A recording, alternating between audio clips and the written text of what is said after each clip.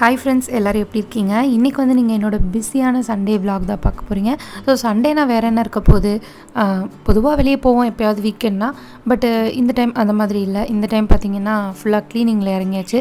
So full cleaning and cooking தான் இருக்க போகுது. வெளியே எங்கேயும் போக போகிறதில்ல.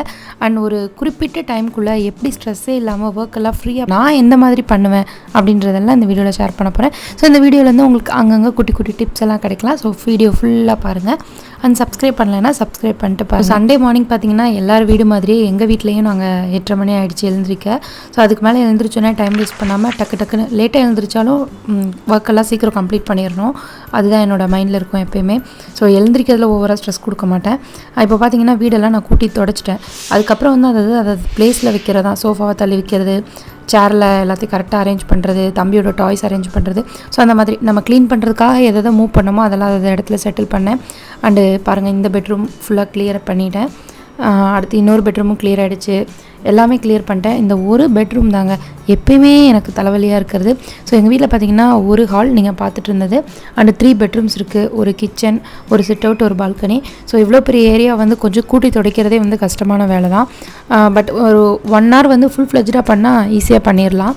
இருந்தாலும் எனக்கு வந்து ஒரு ரூம்குள்ளே போகவே பிடிக்காதுன்னா இந்த ரூம் தான்.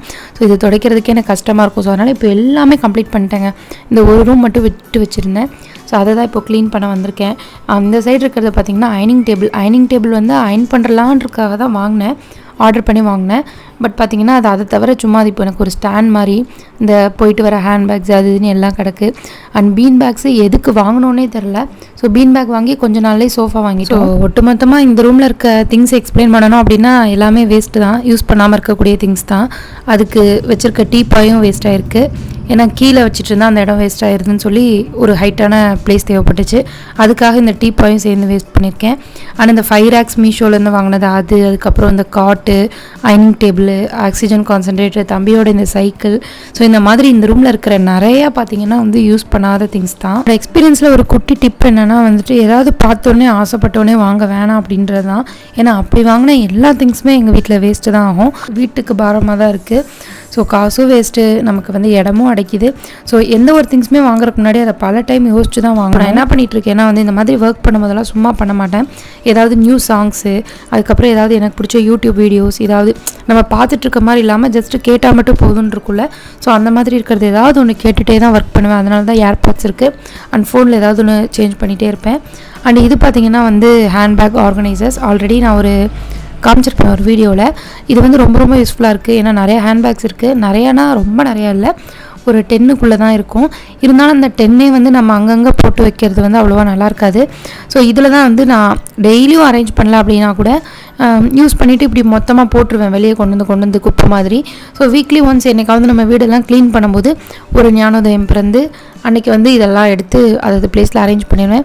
ஸோ எகைன் நம்ம இன்னொரு வெளியே எடுத்துகிட்டு போகிறதுக்கு கொஞ்சம் நல்லாயிருக்கும், நீட்டாக இருக்கும்.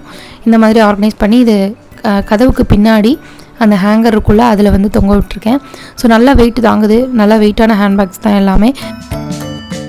ஒரு வழியாக அந்த ரூமை வந்து நீட் பண்ணியாச்சு, கூட்டியும் தொடச்சாச்சு. ஸோ வீடு ஃபுல்லாக இப்போ வந்து செம்ம க்ளீனாக இருக்குது. கிச்சன் கூட இப்போ வந்து நம்ம குக் பண்ண ஸ்டார்ட் பண்ணிடலாம். ஸோ இன்றைக்கி பார்த்திங்கன்னா மீன் எடுக்கிறதுக்காக போயிருக்காங்க. ஃபிஷ்ஷு, ப்ரான் அந்த மாதிரி ஏதாவது சீ ஃபுட்டாக தான் இருக்கும். ஸோ நான் வந்து ஒரு ஃபிஷ் குழம்பு வந்து ஒரு 3 வருஷத்துக்கு முன்னாடி ஏதோ ஒரு சேனல் வில்லேஜ் குக்கிங் அந்த மாதிரி சம்திங் அதில் பார்த்தது தான். ஸோ அதில் பார்த்து ஒரு மெத்தடு கற்றுக்கிட்டேன். அதுதான் எப்பயுமே வந்து எங்கள் வீட்டில் மீன் குழம்பு வைக்கிறப்பெல்லாம் ரொம்ப ஈஸியாக இருக்கும். மீனவே எதிர்பார்க்க மாட்டேன். போன உடனே நான் செய்ய ஸ்டார்ட் பண்ணிடுவேன். ஸோ மீன் வந்த உடனே வந்து டக்குன்னு ஒரு 5 நிமிஷத்தில் குழம்பு ரெடி ஆகிற மாதிரி இருக்கும். ஸோ ரொம்ப டைம் சேவிங் தான் அது. எனக்கு வந்து எப்போயுமே கிச்சனுக்குள்ளே ஒரு நாளைக்கு டோட்டலாகவே வந்து ஒரு 1.5 மணி நேரத்துக்கு மேலே போயிட்டாலே எனக்கு ஸ்ட்ரெஸ்ஸாக இருக்கும். முடிஞ்ச அளவுக்கு நான் 3 நேரமும் சேர்த்து குக் பண்ணுற டைமிங்கே டீ, காஃபி, டிஃபன் எல்லாம் சேர்த்தியே ஒரு 2 hours இருந்தால் தான் பெட்டராக ஃபீல் பண்ணுவேன்.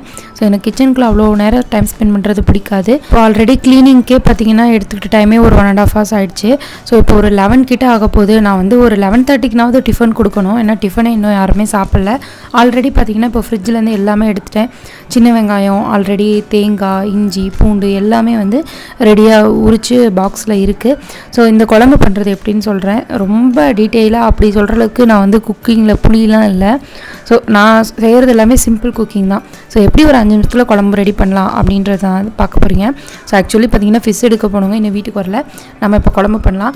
சின்ன வெங்காயம் வந்து ஒரு கையளவுக்கு போட்டுக்கிட்டேன். அது கூட வந்து ஒரு ஸ்பூன் ஜீரகம் சேர்த்துருக்கேன். ஸோ இப்போ இது ரெண்டையும் வந்து நல்லா கிரைண்ட் பண்ணிடலாம் மிக்சியில். கிரைண்ட் பண்ணிகிட்டு இருக்கும்போதே மீன் மாவு எல்லாமே வந்துச்சு. ஸோ இட்லி மீன் குழம்பு டிஃபன் வந்து எங்கள் வீட்டில் 12 மணிக்கு ரெடி ஆயிரும் நினைக்கிறேன். பார்ப்போம். ஸோ மீன் வந்தோடனே வந்து நான் மண் சட்டியை அடுப்பில் வச்சாச்சு.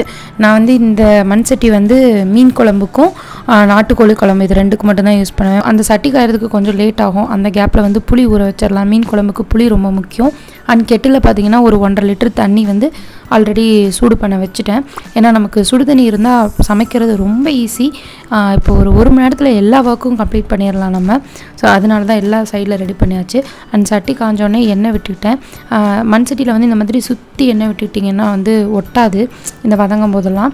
இல்லைன்னா ரொம்ப ட்ரையாக இருக்கும்ல சட்டி. ஸோ அதுக்காக எண்ணெய் காயட்டும். சிம்மில் தான் இருக்குது அடுப்பு. இப்போ வந்து அந்த புளியில் நல்லா கொதிக்கிற தண்ணியை ஊற்றினா சீக்கிரமாக புளி கரைஞ்சிரும். புளி கரைக்கிறதுக்கு வந்து ஈஸியாக இருக்கும்.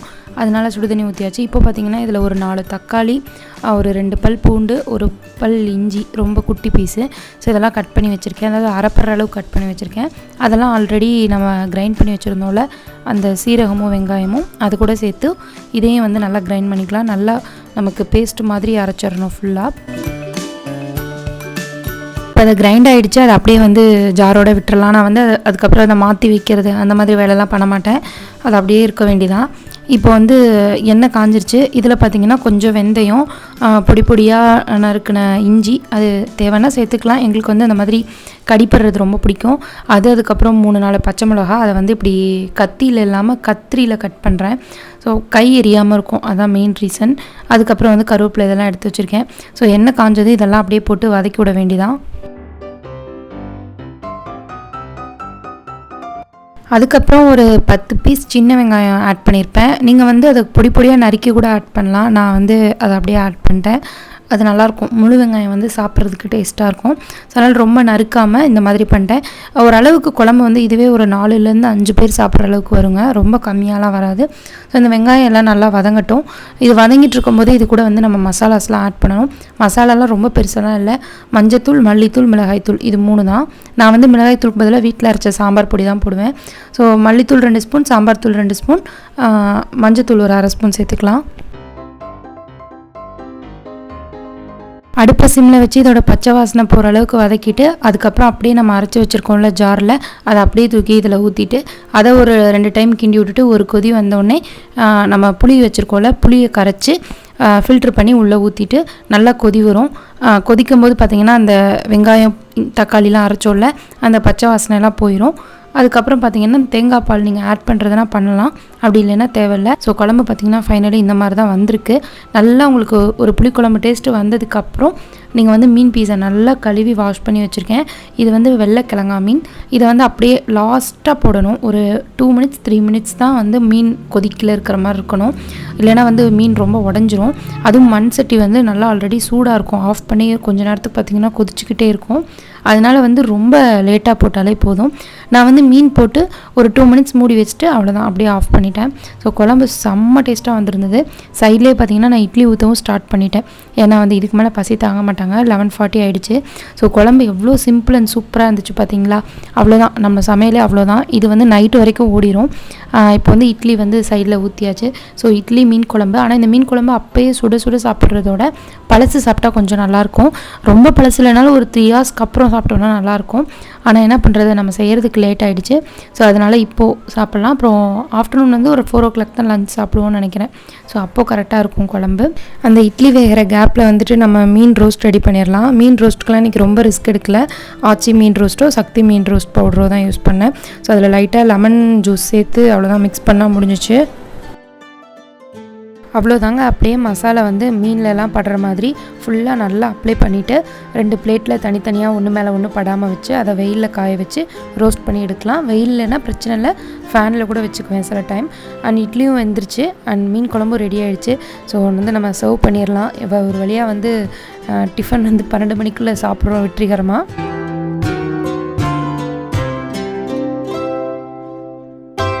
இட்லிக்கும் மீன் குழம்புக்கும் செம்ம டேஸ்ட்டு. என்னோடய ஹஸ்பண்டுக்கு தான் கொடுத்தேன், சாப்பிட்டுட்ருக்காங்க, நல்லாயிருக்குன்னு சொல்லியிருந்தாங்க. அண்ட் மீன் குழம்பு ரெடி ஆகிடுச்சு. ஆல்ரெடி மீன் குழம்புக்கு செஞ்சு வச்சுருந்த புளி கரைசல் மிச்சம் இருந்தது. அதை வச்சு ரசம் பண்ணுறது ரொம்ப ரொம்ப ஈஸியான வேலை எல்லாத்துக்குமே. ஸோ ரசமும் பண்ணிட்டேன். இன்னொரு டைம் இட்லி எனக்கு வேகிறதுக்குள்ளேயுமே நான் ரசம் ரெடி பண்ணியாச்சு. அண்ட் வந்து கிச்சனையும் ஓரளவுக்கு எல்லாம் க்ளீன் பண்ணியாச்சு. இப்போது வந்து பால்கனியில் கொஞ்சம் நல்லா வெயில் அடிச்சுது, அங்கே வந்து மீன் பிளேட்டை வச்சாச்சு. இன்னும் அவ்வளோதான், எல்லா ஒர்க்கும் கம்ப்ளீட் ஆகிடுச்சு. இன்னும் சாப்பாடு மட்டும் சாப்பிட்ற டைமுக்கு வச்சா போதும். இப்போ போய் குளிச்சுட்டு வந்துடலாம். இப்போ தான் நான் குளிக்கவே போகிறேன். இன்றைக்கி வந்து சண்டேயில் எல்லாமே அப்படி தான் இருக்கும். அண்ட் குளிச்சுட்டு வந்தாச்சு. எல்லா ட்ரெஸ்ஸையும் வந்து மிஷினில் போட வேண்டியதான். மோஸ்ட்லி பார்த்திங்கன்னா சாயம் போகிற ட்ரெஸ் மட்டும் தான் நான் ஹேண்ட் வாஷ் பண்ணுவேன். மற்றபடி எல்லாமே வந்து மிஷின் வாஷ் தான். எனக்கு கையில் துவைக்கிறதுக்கு இங்கே அந்த கல் வசதியெலாம் இல்லை. எனக்கு வந்து பாத்ரூமில் வச்சு துவைக்கவும் பிடிக்காது, அதனால் மிஷின் தான். ஸோ இந்த மிஷினை பற்றி கொஞ்சம் ஷேர் பண்ணலான்னு நினச்சேன். பட் கரெக்டாக இன்றைக்கி இந்த வீடியோ மாட்டியிருக்கு, இந்த கிளிப்பிங், அதனால் வந்து இன்றைக்கே ஷேர் பண்ணுறேன். ஸோ இந்த மிஷின் பார்த்திங்கன்னா மார்க் பிராண்டு, மார்க்யூவா மார்க்கான்னு தெரில. ஸோ ஃப்ளிப்கார்ட்டோட ஓன் பிராண்ட். ஸோ இது வந்து ஒரு 7,000 ரூபாய்க்கும் என்னமோ தாங்க வாங்கினேன். பிக் பில்லியன் டே சேலில் தான் வாங்கினேன். ஸோ ஃப்ரண்ட் லோடு ஒரு 6.5 kgன்னு நினைக்கிறேன். நல்லா இருந்துச்சு. அப்போது வந்து பார்த்திங்கன்னா சாம்சங், எல்ஜி அந்த மாதிரிலாம் பிராண்டடாக போயிட்டோம்னா ஸ்டார்டிங்கே வந்து 13, அதுவும் ஃப்ரண்ட் லோடு, டாப் லோடுனால் கொஞ்சம் கம்மியாக இருக்கும், ஃப்ரண்ட் லோடு கொஞ்சம் அதிகம் தான். ஸோ கொஞ்சம் ஸ்டார்டிங் ப்ரைஸே பார்த்திங்கன்னா 13, 14 போனால் தான் நல்லாயிருக்குன்ற மாதிரி இருந்தது. அப்போ பார்த்திங்கன்னா பல பட்ஜெட் ப்ராப்ளம், உடனடியாக வந்து மிஷின் வாங்கணும் அப்படின்றது ஒன்று இருந்தது. ஸோ அதனால் ஃப்ளிப்கார்ட்டில் நம்ம தானே சும்மா ட்ரெஸ்ஸு வாங்குறதுக்கு அது இதுன்னு எல்லாம் தேடிகிட்டு இருப்போம். அந்த கேப்பில் நான் பார்த்து வச்சுருந்தேன். ஸோ அதில் வாங்கினது தான் இது. இப்போது 3 வருஷமாக ஓடிருக்கு. இதோட ரிவ்யூ என்ன சொல்லணும்னு பார்த்தீங்கன்னா வந்து வேறு வழியே இல்லை, என்னால் கையில் துவைக்கவே முடியாதுங்க, எனக்கு ஏதாவது பேருக்கு ஒரு மிஷின் இருந்தால் போதும் அப்படின்னா கண்டிப்பாக வாங்குங்க. மற்றபடி உங்களுக்கு அழுக்கு போகணும், நல்லா ரொம்ப ஃப்ரெஷ்ஷாக இருக்கணும் துவைக்கிறது அப்படின்னு நினச்சா வாங்காதீங்க. ஸோ எப்போயுமே வந்து கையில் துவைக்கிறதோட மிஷினில் துவைக்கணும்னா கொஞ்சம் பவுட்ரு, கம்ஃபர்ட்லாம் எக்ஸ்ட்ரா போட்டால் தான் அது நல்லாயிருக்கும். அது என்னமோ உண்மை தான். இருந்தாலும் நீங்கள் மற்ற மிஷின்லாம் கம்பேர் பண்ணும்போது இதில் இன்னும் எல்லாமே எக்ஸ்ட்ரா போடுற மாதிரி இருக்குது. ஸோ அப்படி போட்டாலும் பார்த்திங்கன்னா உங்களுக்கு நல்லா அழுக்கே போகாது, ஏதோ பேருக்கு துவைக்கிற மாதிரி இருக்கும். இப்போ நார்மல் உட்காந்தே ஒர்க் பண்ணால் வந்து அவ்வளோ சீக்கிரம் அழுக்கெல்லாம் ஆகாது, நம்மளோட ஸ்வெட் ஸ்மெல்லு தான் இருக்கும். ஸோ அது ஈஸியாக டிடர்ஜென்ட்லேயே போயிடும். ஆனால் வந்து நம்ம ஏதாவது ஸ்டெயின்லாம் இருந்தது அப்படின்னா நம்ம ஹேண்டில் வாஷ் பண்ணிவிட்டு, காலரு ஸ்டெயின் இருந்தால் எல்லாமே வாஷ் பண்ணிட்டு உள்ளே போட்டால் தான் வந்து அது கிளியர் ஆகுது. தம்பி ட்ரெஸ்லாம் ரொம்ப ஃபஸ்ட்டு ஒரு 10 வாஷ்லேயே வந்து தூக்கி குப்பையில் தான் போடணும், அந்தளவுக்கு வந்து அழுக்கே போகாது மிஷினு. ஸோ மிஷின்லாம் வாங்குறீங்க அப்படின்னா நல்லா பிராண்டடே வந்து பெஸ்ட்டு தான். சீக்கிரமாக நானும் மாற்றணும், அதுக்கு இன்னும் டைம் வரல, நான் மாற்றுறப்ப ஷேர் பண்ணுறேன். பிரேக்ஃபாஸ்ட்டு சாப்பிட்டுட்டு கொஞ்சம் நேரம் போய் ஃபோன் நோண்டிட்டு குளிச்சுட்டு அதுக்கப்புறம் மிஷின் போட்டுட்டு இப்போ தான் வந்து லஞ்சுக்கு ஒன்றும் பண்ண போகிறதில்ல, எல்லா ஒர்க்கும் முடிஞ்சிச்சுல. சாப்பாடு ஒரு அடுப்பில் வச்சுட்டு இன்னொன்றில் வந்து ஃபிஷ் ரோஸ்ட் பண்ணால் ஓகே தான். ஸோ சாப்பாடு ஆல்ரெடி வச்சாச்சு. ஃபிஷ் ரோஸ்ட் வந்து பார்த்திங்கன்னா நான் நான்ஸ்டிக்கில் பண்ணுவேன், நான் டீப் ஃப்ரை தான் பண்ணுவேன். மெயினாக இப்போ எனக்கு பார்த்திங்கன்னா ஷாலோ ஃப்ரை பண்ணால் கூட பிடிக்கும், ஆனால் எங்கள் வீட்டில் என் ஹஸ்பண்டுக்கு பார்த்திங்கன்னா நல்லா டீப் ஃப்ரை பண்ணணும். ஸோ அதனால் வந்து இது செக்கு கடலை எண்ணெயில் தான் பண்ணுறேன். நான் பார்த்திங்கன்னா எண்ணெய் கொஞ்சம் அதிகமாக ஊற்றிட்டேன், எனக்கு அப்போயே தெரிஞ்சிருச்சு, நான் கொஞ்சம் எக்ஸ்ட்ரா எடுத்துட்டேன், இப்போது ஷேர் பண்ணுறேன். ஸோ இந்த மாதிரி நீங்கள் எண்ணெயில் வந்து ரோஸ்ட் பண்ணால் கூட ஃப்ரை பண்ணுறீங்க அப்படின்னா அந்த எண்ணெயை ரீயூஸ் பண்ணாமல் பார்த்துக்கிறது தான் பெஸ்ட்டு. ரீயூஸ் பண்ணால் நம்ம ஹெல்த்துக்கும் நல்லதில்லை, அது ஒரு மாதிரி ஸ்மெல்லு வேறு வரும். ஸோ வந்து இப்போ ஒரு டைம் அதை யூஸ் பண்ணிட்டீங்க அப்படின்னா அந்த எண்ணெயை வந்து கீழே தான் ஊற்றணும், அதனால் அளவாக யூஸ் பண்ணுங்கள். நான் வந்து எல்லாமே பீஸ், அந்த வவ்வா மீன் அது, ஸோ எல்லாமே பெரிய பெரிய பீஸாக இருந்தது. அது உள்ளே ஃபுல்லாக நல்லா டிப் ஆகணும் அப்படின்னா வந்து கொஞ்சம் ஆயில் அதிகமாக தேவைப்பட்டுச்சு, அதனால தான் நான் இவ்வளோ ஆயில் எடுத்திருக்கேன். அண்ட் இந்த பேனில் வந்து எனக்கு நான்ஸ்டிக்கில் போட தான் கம்ஃபர்டபுளாக இருக்கும், இல்லைன்னா எனக்கு அடியில் ஒட்டிக்கும் இந்த நார்மல் ஸ்டீல் பேன்லாம் யூஸ் பண்ணால். ஸோ அதனால் இது வந்து ஆப்பச்சட்டி, இது வந்து ஃப்ரையிங் பேன் கிடையாது. ஸோ ஆப்பச்சட்டியில் தான் போட்டுட்ருக்கேன். எண்ணெய் காஞ்சிருச்சு, டெஸ்ட் பண்ணிட்டு அப்படியே ஃபிஷ் ஃப்ரை பண்ணிடலாம். ஒரு 10 பீஸ் தான் இருக்கும், 2 போட்டால் ஒரு 5 டைமில் முடிஞ்சிடும். ஸோ ஒரு 2 பீஸ் போட்டு ரெடி ஆனதுமே லஞ்சு சர்வ் பண்ணிடலாம். ஃபிஷ் ரோஸ்ட் வந்து நல்லா வந்துருந்துங்க, நல்லாயிருக்கும். வவ்வா மீனும் டேஸ்ட்டாக தான் இருந்தது, அந்த வெள்ளைக்கிழங்கா மீனும் டேஸ்ட்டாக தான் இருந்தது, குழம்புக்கு அது டேஸ்ட்டாக இருந்தது. ஃப்ரைக்கு இதில் வந்து முள்ளே இருக்காதுங்க. இப்போது குழந்தைங்களுக்குலாம் கொடுக்கறதுக்கு இந்த மீன் நல்லாயிருக்கும். இப்போ வந்து முள் பெருசாக எடுக்க தேவையில்லை, அந்த குட்டி முள்ளெல்லாம் நிறையா இருக்காது. ஸோ சாப்பாடு சுட சுட மீன் குழம்பு ஃபிஷ் ரோஸ்ட்டு போட்டு அப்படியே சாப்பிட்ற வேண்டியதான். நான் வந்து பார்த்திங்கன்னா இப்போ ரொம்ப ஸ்ட்ரிக்ட் டயட்லலாம் இல்லை, அதுவும் இல்லாமல் எனக்கு ஃபிஷ்லாம் டீப் ஃப்ரை ரொம்ப பிடிக்கும், அதனால் ஒரு லிமிட்டாக சாப்பிடுவேன், 1-2 தான். குழம்பு மீன் வந்து ஒரு 2-3 கூட சாப்பிடுவேன். சாப்பிட்டுட்டு இப்போது டயட்டில் இல்லை, இருந்தாலும் நான் சொல்கிறேன். இது வந்து பார்த்திங்கன்னா எனக்கு இல்லை, சாப்பாடெலாம் நான் ஒயிட் ரைஸ் வந்து நான் ரொம்ப கம்மியாக எடுத்துக்குவேன், ஒரு 2 ஸ்பூன் 3 ஸ்பூன் அவ்வளோதான். ஏன்னா எனக்கு ஒயிட் ரைஸில் அவ்வளோ இன்ட்ரெஸ்ட் இருக்காது எப்போயுமே, அதனால் பட் சூப்பரான லஞ்ச் ரெடி ஆகிடுச்சு. ஸோ இந்த மாதிரி தான் இருக்கும் என்னோடய சமையலும் சரி. எவ்வளோ இப்போ சீக்கிரமாக முடிஞ்சிருக்குன்னு உங்களுக்கு தெரிஞ்சுக்கணுன்னா நான் உங்களுக்கு ஒன்று ஷேர் பண்ணுறேன். ஆக்சுவலி நான் மிஷின் போட்டுட்டு வரும்போது பார்த்தீங்கன்னா வாஷிங் மிஷின் ஆன் பண்ணோம்ல, அப்போ வந்து 1 மணி நேரம் இருந்தது. ஆன் பண்ணிட்டு தான் நான் உள்ளே வந்து ரோஸ்ட் பண்ணிட்டு சாப்பாடு எல்லாத்துக்கும் சர்வ் பண்ணி நானும் சாப்பிட்டேன். பார்த்திங்கன்னா இப்போது பார்த்திங்கன்னா ஒரு 15 மினிட்ஸ் தான் இருக்குது. ஸோ 45 மினிட்ஸ்லேயே வந்து நம்ம சாப்பிட்டு முடிச்சு கிச்சனில் பார்த்திங்கன்னா ரிமைனிங் இருக்க எல்லாத்தையும் குட்டி குட்டி பாத்திரத்தில் ட்ரான்ஸ்ஃபர் பண்ணிவிட்டு கிச்சன் ஃபுல்லாக நம்ம க்ளீன் பண்ணி எல்லாம் நீட்டாக தொடச்சி வச்சாச்சு. ஸோ எந்த ஒர்க்குமே இன்னும் இல்லை. நைட்டுக்கு வந்து இந்த மிச்சம் இருக்க ஃபிஷ் குழம்பு சாப்பாடு இது இல்லைன்னா எக்ஸ்ட்ரா தோசை இது ஊற்றினா ரொம்ப சிம்பிளாக வேலை முடிஞ்சிடும். ஸோ இந்த மாதிரி தான் இருக்கும் என்னோடய டே. இன்னி ஃபுல்லாக ரெஸ்ட்டு தான். இப்போ பார்த்திங்கன்னா ஒரு 3:30 தான் இருக்கும். 3:30லேருந்து நைட்டில் 8 வரைக்கும் செம்ம ரெஸ்ட்டு தான். அண்ட் தம்பியோட ஜாலியாக என்ஜாய் பண்ணலாம்.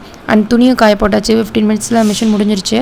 ஸோ இப்படி தாங்க நான் என்னோடய ஒர்க்கை மேனேஜ் பண்ணுவேன். இப்போ பார்த்திங்கன்னா உங்களுக்கு காமிச்சிருக்க டைமிங்கே பார்த்திங்கன்னா ஒரு மார்னிங் 10 இருந்து ஒரு 3 வரைக்கும் தான் காமிச்சிருக்கேன். ஹோப் இந்த வீடியோ உங்களுக்கு பிடிக்கும் அப்படின்னு